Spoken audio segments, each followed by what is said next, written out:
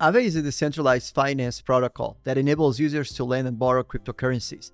Aave has recently released its third version, Aave v3, which offers improved capital efficiencies, increased security, cross-chain functionality, and greater decentralization. Aave v3 also offers new features such as Isolation Mode and High Efficiency Mode, or E Mode. Isolation Mode is a mode on Aave v3 with a limited selection of assets chosen by the Aave governance. These assets are chosen for being less risky and to limit the risks suppliers and borrowers are exposed to. Users can enter Isolation Mode by selecting an isolated asset to supply and then supplying it. The users can borrow assets once in Isolation Mode, but they will only be able to borrow stablecoins up to a specific debt ceiling. The debt ceiling is a set maximum amount in USD that can be borrowed against the user's collateral. E mode maximizes the amount you can borrow using assets of the same category. These categories are defined by assets whose prices rise and fall together, such as all the US dollar stablecoins or Ethereum and staked Ethereum. For example, a trader may hold a large amount of Ethereum and want to borrow more than the usual amount allowed by Aave, which they can do so by borrowing staked Ethereum under E mode. By enabling E mode, traders can borrow more against their assets while minimizing the risk of liquidation. The permit function allows users to move their assets between Aave v3 markets